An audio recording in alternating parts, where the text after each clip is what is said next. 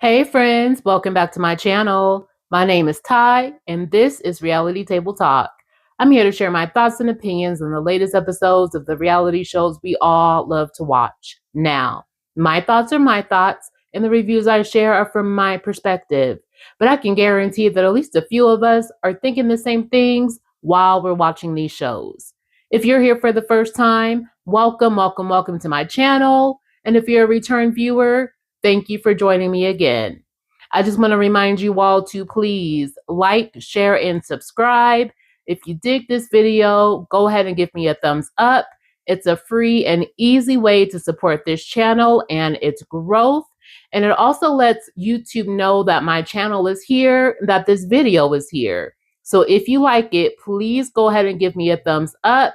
It'll help to push this video out to others who may enjoy it as well.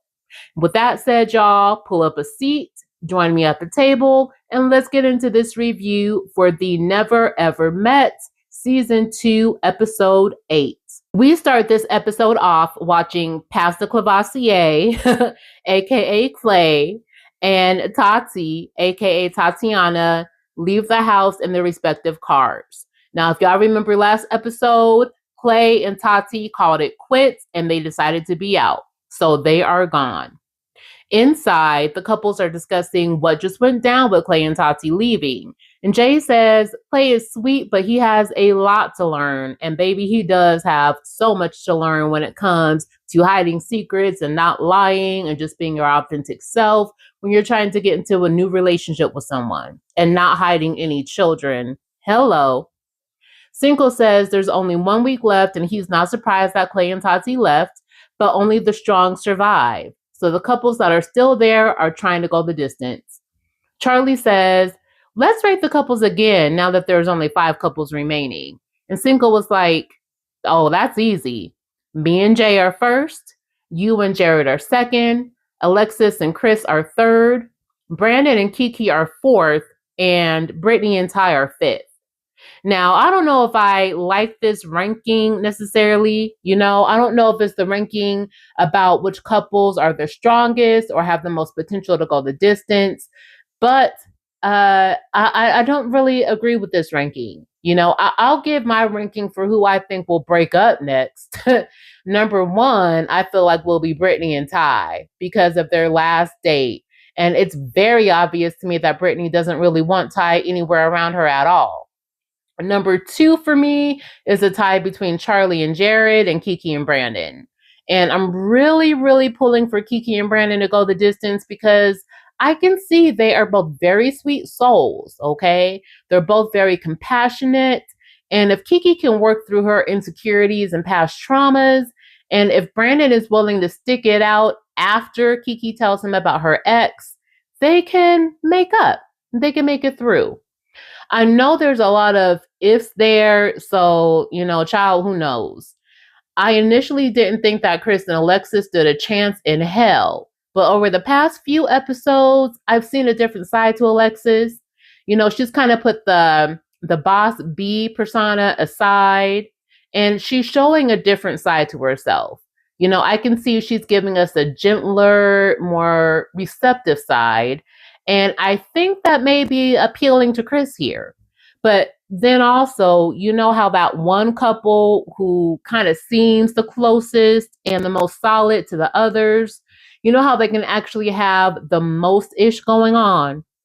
Well, I'm not saying that Cinco and Jay are that, but I can see them throwing us a little curveball.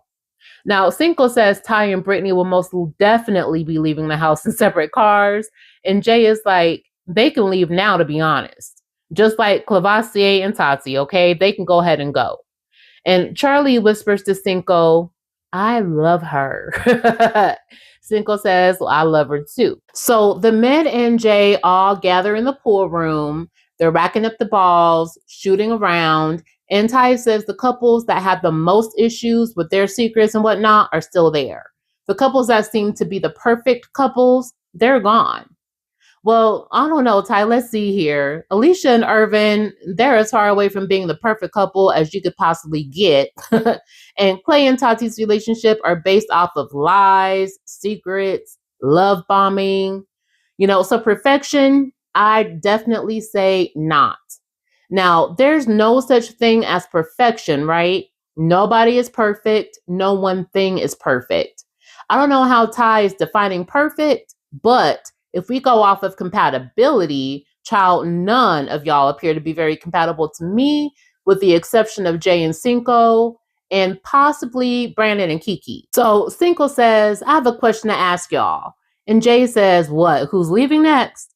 And Cinco says, nah, that's not what I was going to ask. And we already know who the next couple leaving is. And Ty says, oh, you know?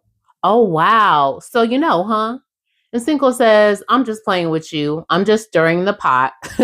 He says, the real question is, Ty, how did the date go? And Ty says, oh, we had a real ass conversation. We went to my place. I cooked her crab legs, lobster tails, and loaded baked potatoes. And y'all, the men are drooling over hearing about this meal. In his confessional, Ty says he's feeling optimistic about he and Brittany after their date. Ty, how? How? Brittany was ducking and dodging you the whole time. She didn't want to kiss. She didn't want to hug. She halfway acted like she didn't want to be in your apartment. And the only thing Brittany was down for was eating on those crab legs. And y'all know what? After I rewatched that last episode, and after I saw Brittany and Ty on their dates, I think Brittany lost even more interest in Ty when she saw his apartment. You know, Ty's apartment was nice. It's a bachelor pad, so it's good for him. But Brittany, I feel she's looking for either someone who's she's physically attracted to and wants to climb like a tree, or she's looking for someone rolling with dough, okay? She wants some money with a big old house so she and her son can move into it. So Brittany is giving me princess vibes. She wants to be treated like a princess, waited on hand and foot, but she doesn't reciprocate whatsoever. Ty feels that as long as you and your partner are honest and put everything out there, y'all will be solid. But if you want to lie and keep secrets, you'll get burnt up by them. And Jared is standing there with his hoodie on looking like, oh boy. I feel that Ty was speaking about Clay and Tati here, but that statement could have definitely been applied to Jared and Charlie and all those secret children they both have between them. Jared and Charlie and Brittany are all sitting outside, and Jared asked Brittany how the date went with Ty. Brittany says she had a good time, and Ty was being very caring, and he was listening, and he put forth some real effort. And Jared says, listen, I can tell that he really likes you. I can tell that you may dig his personality, but you're not physically attracted to him. And Brittany says, you know, she's attracted to Ty, but she's just getting a friend vibe from him. Brittany, I don't care what you say. You are not attracted to that man. You aren't. You are a hella touchy with other men in the house. Like we saw you tickling Clay last episode. Yet after Ty and cooked for you, he made you breakfast in bed. He's been waiting on you hand and foot. You don't even want him to breathe in your direction.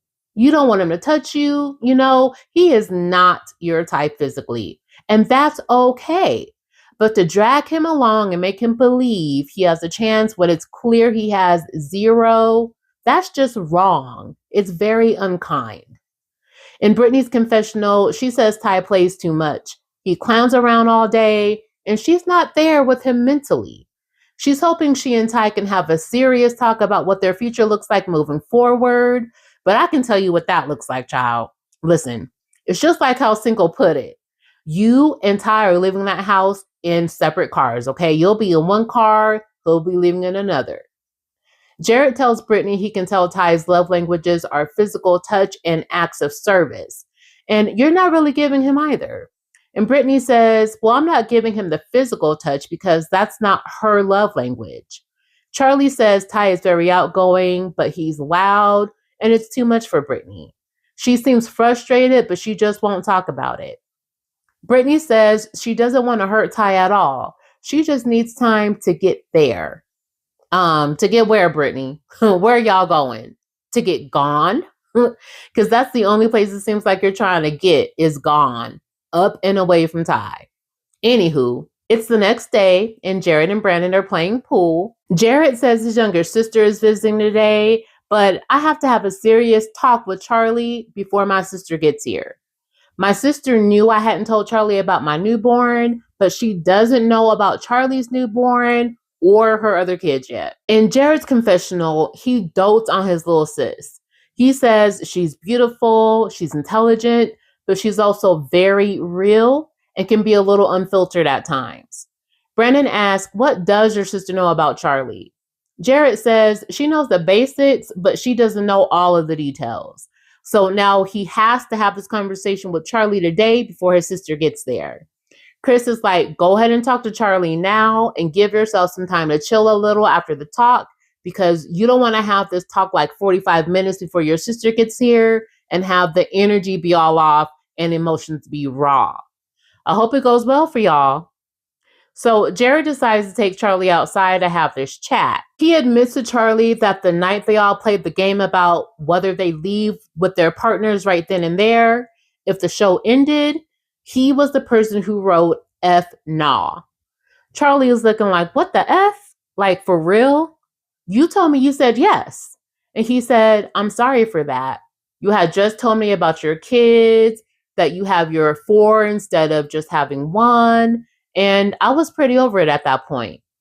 She says, well, when I asked you what you wrote, you told me you wrote yes. So I just thought everything was good. In her confessional, Charlie says she speaks very highly of Jared. And if they have an issue, they prided themselves on talking to one another about it and not other people, as Jared did when he told all of the fellas he wrote F nah down on that piece of paper.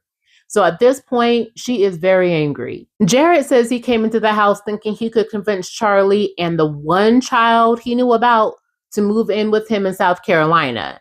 But after finding out about the other 3 kids, realistically, he didn't think it was possible. So while they were there in the house, he figured he'd just enjoy himself. Charlie says, so you were just going to drag me along so you could have fun here. Is that it? And Jared says, well, yes, that was the plan. And Charlie says, well, how do you feel now? And Jared says, it varies from day to day. He's gone from thinking F nah to maybe to yes and back to maybe. The more he thinks about it, the more he thinks it's going to be hard to make the relationship a real possibility. Charlie says, I didn't expect this from you at all. And he says, well, I'm sorry. I didn't expect it from myself. And Charlie says, well, it's pretty crappy. Charlie thought they were in a great place, but this has thrown her for a loop, baby. Jared then says, well, my sister is coming here tonight and she doesn't know about your kids, so that's something I'm going to have to tell her. He believes his sister is probably going to say something along the lines of, well, you have your life together for the most part. Are you really willing to take on having to raise all of these kids? Charlie says, wow. And Jared says, well, I just want to give you a heads up. And Charlie says, I know, but it's hard to hear. Who wants to be with the mom with 4 kids? That's why I hid this from you, and that's why it's taken so long for us to meet. Over the phone, it's all good. In real life, I know it's difficult. Charlie says she's never asked Jared for a thing, not to help with her kids, not for money, not for anything. She just wanted him. She asked him if he wants to be with her, and he says, well, in a perfect world, yes. Charlie says now she feels stupid and she's embarrassed. She doesn't have anything else to say. This is not making sense to her. Now, listen to me. This is all about managing expectations. I know they both came into this house hiding children. Jared hid his newborn, Charlie hid her newborn, and 2 other children. You both are very young. Neither of you seem like bad people. I think being faced with 1 or 2 children versus being faced with potentially having to take care of and raise a total of 6 overnight, well, listen, that's very, very overwhelming. I'm not even in that situation and I'm overwhelmed just hearing about it. So it's very reasonable to assume that when a man or a woman hears that someone they're interested in dating or someone that could be a potential partner has 4 kids, they may not want to take all of that on. That said, Charlie, these are your babies. You carried those babies. You birthed those babies. You're raising those babies, and that's nothing, and I mean nothing at all to be ashamed of. If you're interested in someone and they claim to be just as interested in you and in wanting to possibly enter into a long-term relationship with you, if they can't accept everything you come with, especially the humans I'm sure you love more than life, your babies, well then let that man go on and do him. The right one, the one that is for you, will stay. The one that truly wants to be there, he'll stay. And he won't just accept you and your children, okay? He'll love you and everything and everybody you come with, period. Now, I know that's easier said than actually done, but trust and believe that is the truth. That's real. And you should never sell yourself short when it comes to you and a partner, girl. I know you're feeling you some Jared and you've invested a lot of time into this thing with him, but baby, there are plenty more Jareds out there in the world, and one that will love and cherish everything about you. Back inside the house, Brittany sees Charlie on the couch crying, and Brittany is like, "What's wrong?" So Charlie tells Brittany about her talk with Jared and what he wrote on that paper when they were playing that game. Now, Charlie doesn't know what to do or how even Jared truly feels about her. She's questioning everything right now. Brittany says it sounds like he likes you, but he doesn't want to be with you. Charlie says, "Well, does it show?" And Brittany says, "Well, no, but the fact that he wrote F nah, couldn't be me. And it bothers me that he wrote that but continued to sleep with you. He wasn't being honest. You can't be with a man who doesn't accept your kids." In Charlie's confessional, she says she loved Jared because he made her feel like no other man has ever made her feel. She was confident about the relationship coming into the house, but now the whole thing has gone up in flames. In the next scene, it's Alexis and Chris's turn to talk to relationship expert Dr. Allie. Chris feels good about this session because Dr. Allie has seemed to help some of the other couples out with their communication.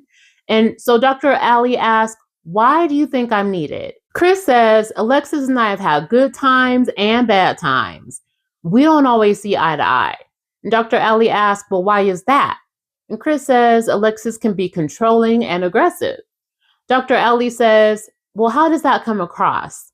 And Chris says he's watched his dad try to control situations. He had 8 stepmothers and stepfathers combined, so he can definitely recognize when someone is being controlling. He wants Alexis to have more understanding.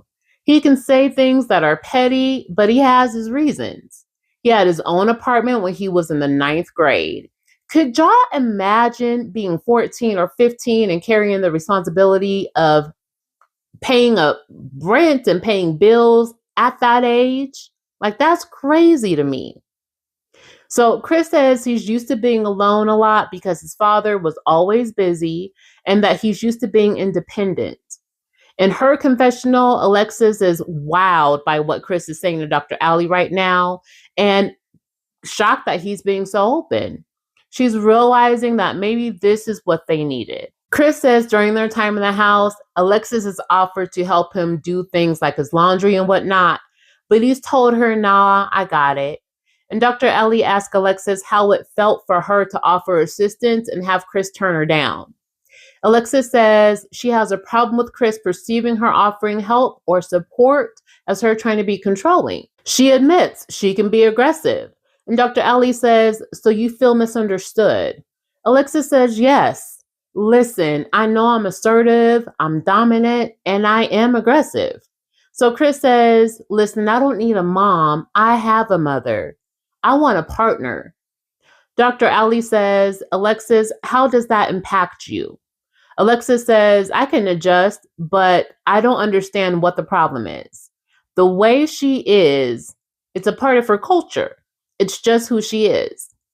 Now, y'all, as far as the culture part here, I'm wondering what Alexis's family dynamic was growing up, because I know as Black people, there's a lot of us that were raised up in homes where mom had to step up, take care of the kids, go to work, cook the meals, clean the house, get the kids ready for school, all of that. A lot of times as children, we tend to mirror what we see, And as we get older, we feel this is how it has to be. We feel like we have to take everything on ourselves and we have to take charge, otherwise things go haywire. So I'm wondering if that's what she means here by saying it's your culture. So Dr. Ali asked about the infamous game that just got Jared in trouble. And she says, well, how did that go? Chris says in that moment, he said, no, I would not leave with Alexis. Alexis says she suspected Chris said maybe, but not a flat out no. Alexis says she wrote yes. Even though they have disagreements, they usually work it out the next day and they're able to move on. So Dr. Ali asked Chris if there are any other direct conversations he wants to have with Alexis. He says, we've had them all. So I just want to use the rest of the time we have here to see if my feelings can be reciprocated before I decide if I want to move forward with Alexis or not. Now that all of the cards have been laid out on the table, Chris feels this week that they have left is enough to see if things can improve between he and Alexis. So now that the therapy session with Dr. Ali is over, Chris and Alexis are back inside, showing Brandon and Kiki a card trick when the doorbell rings. Brandon answers it, and on the other side is Jewel, Jared's little sister, y'all. She comes in, Jared walks to the door to meet her, and they hug, and y'all, it was so sweet. Jared and his sister are very close, so Jared says he started to cry, but pushed those tears back. He's just really hella happy to see Jewel.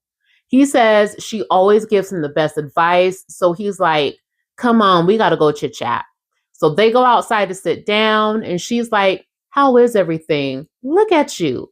And he says, after being here and seeing everything, it's been beautiful, and my time here with Charlie has been interesting. So the doorbell rings again, and this time it's Charlie's bestie, Sabrina. They've been friends for over 20 years, since their freshman year in high school. Now, Charlie likes everyone in the house, but she's so happy to see someone from home. So they go in the living room and sit down to talk. Back outside, Joel asks Jared why his time with Charlie has been interesting, and he says, well, I told Charlie about the baby, but Charlie had a secret as well. She has 3 more children, and Joel is looking like, wow.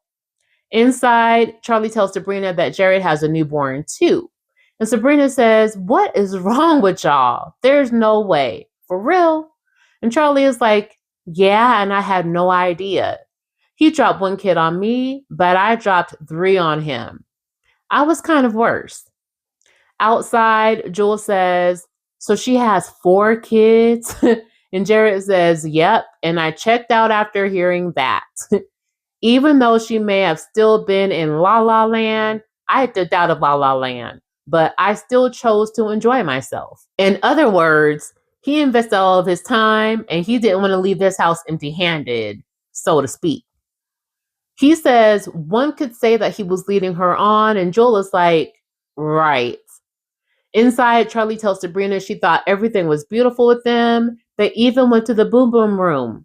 And Sabrina says, well, how was it? And Charlie says, amazing. It was amazing. Outside, Jared tells Joel about this infamous game and what he wrote. And inside, Charlie tells Sabrina about the game and what she wrote and what Jared wrote.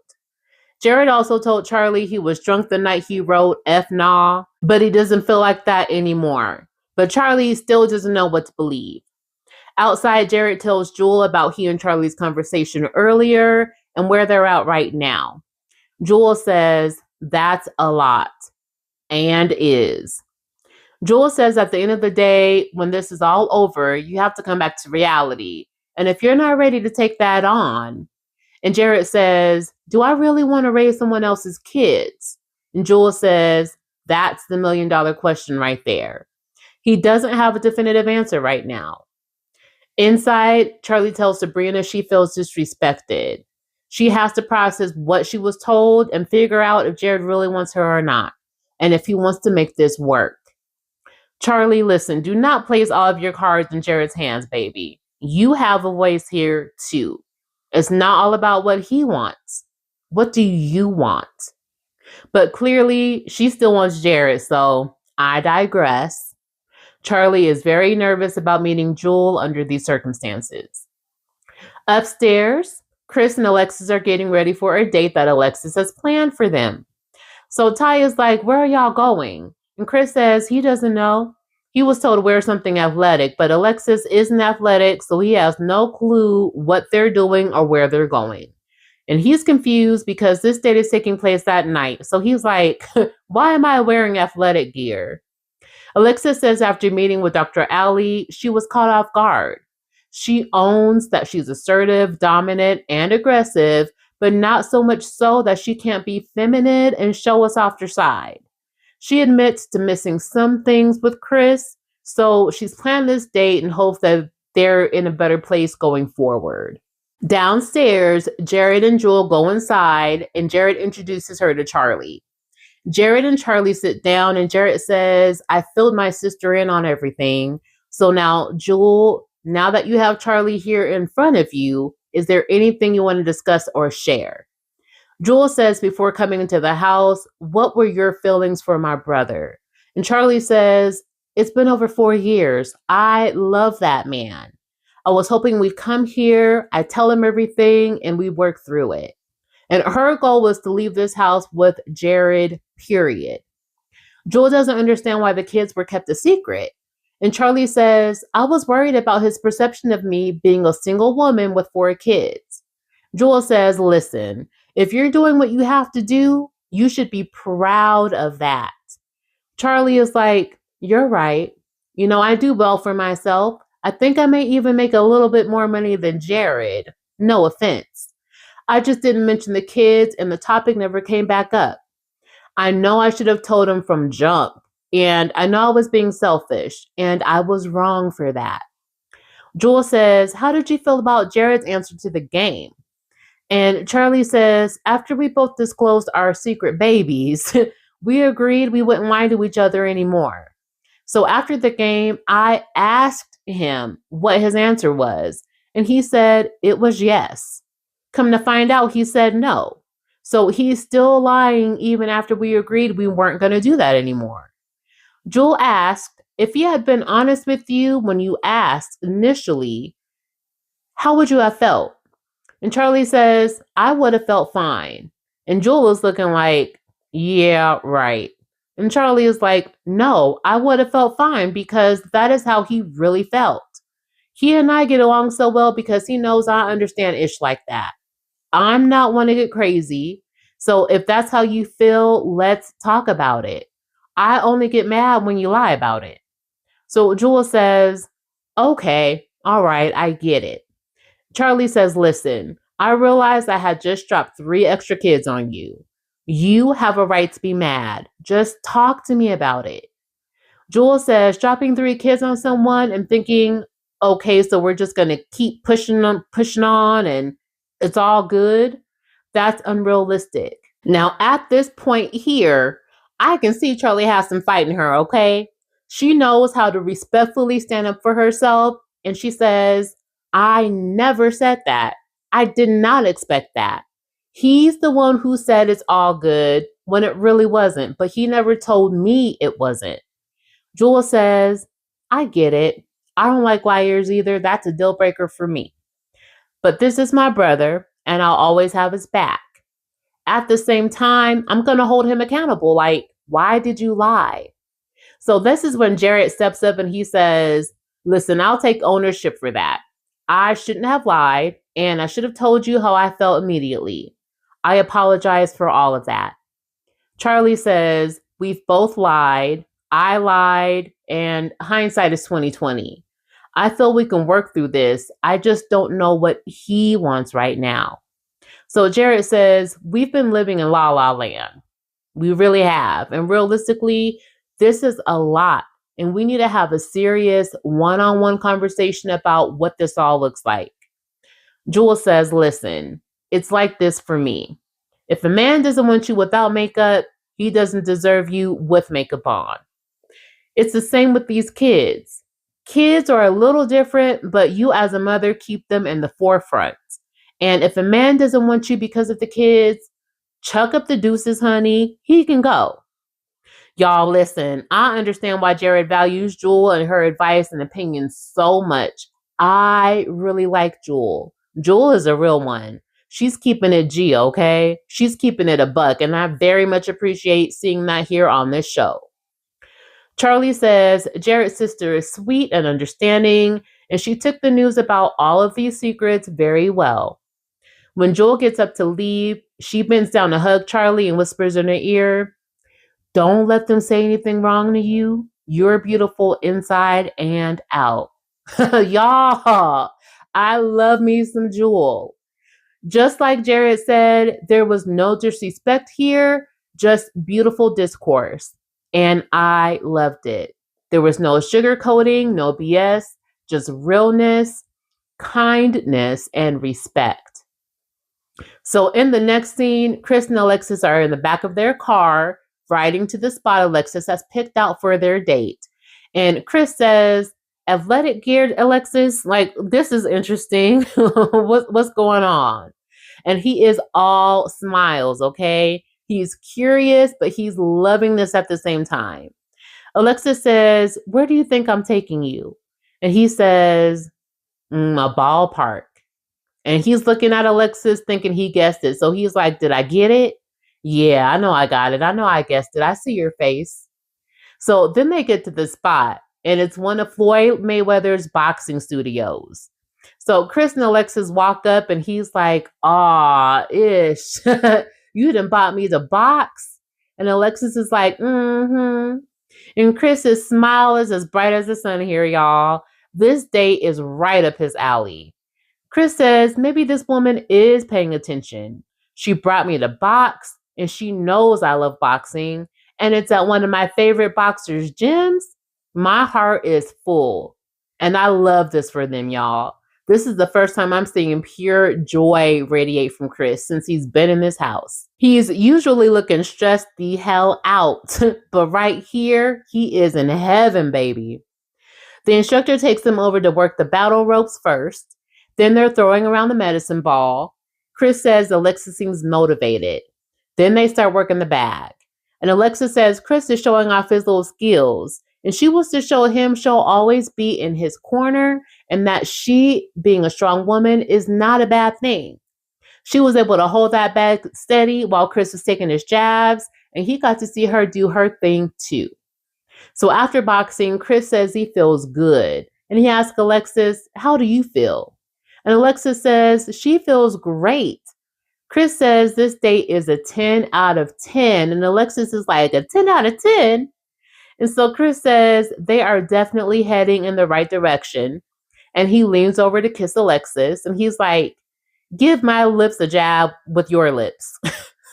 Give my lips a little jab.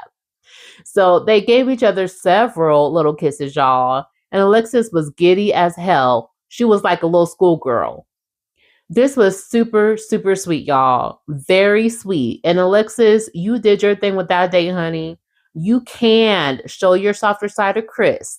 That's what he's wanting. And y'all can have a great time together. Back at the house, the other never ever mets are eating dinner. And here they are again, playing another game. Y'all, listen here. Dinner and games with y'all, they never ever fare well. So how about y'all just sit there and eat in silence instead? Because every time y'all eat and play games, ish always goes left. So they're asking each other questions. Cinco pulls a card from the deck of the game that they're playing and reads it to Jay. And it says, "Give me one piece of advice when it comes to the bedroom." Jay says, "Never skip foreplay." And everyone was like, "Oh, yeah, that's a good one. That was real good, Jay." "Jay, that was good. Go ahead and let me know, baby." Charlie asked Jared, "What is one difference between us that you love?" And Jared says, "You're a lot more mature than I am." Again, everyone was like, "Great answer." Brandon asked Kiki, "How can you make your partner feel sexy?" And Kiki says, "Touch me." So Brandon is looking at Kiki all lustful, like, "Okay, got it." So Cinco reads the next question to Ty and Brittany, and it's, "If y'all have not yet done the deed, do you think you'd be compatible in the bedroom?" And y'all, this is the question that sets it all off. Brittany is him-hawing for like 11 minutes. And in her confessional, she says she doesn't like to discuss these types of things with everyone, and it should just be discussed with her partner. Meanwhile, she still hasn't answered the damn question. So Cinco was like, it's a yes or no answer. And Brittany says, oh, I don't know. Cinco was like, only yes or no answers here. 17 hours later, Brittany finally answers yes.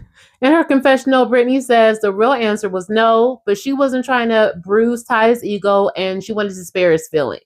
They ask Ty, and a half a second later, he answers with a resounding no. Into the O. His answer was very clear, concise, and precise. It's a no for Ty, dog. In Ty's confessional, he says Brittany took forever and a day to answer. And for him, it was an honest and abrupt no, because he doesn't feel they have any chemistry like that. And I appreciate Ty keeping it real here because they clearly do not. Brittany is clearly not attracted to Ty, and it's giving Brittany wants to avoid looking like a bad person. It's also giving Brittany is just there for a check at this point, child. Now, Ty says he's been trying, but he constantly feels like he's doing something wrong. Chris and Alexis come in from their date, and Brittany is mad, so she leaves the table. She says she's constantly sparing Ty's feelings, but he's not extending her the same courtesy. Brittany, do you think you deserve that at this point? At this point, you deserve honesty. All of the honesty you can get. And honestly, baby, I mean, you're not Beyonce.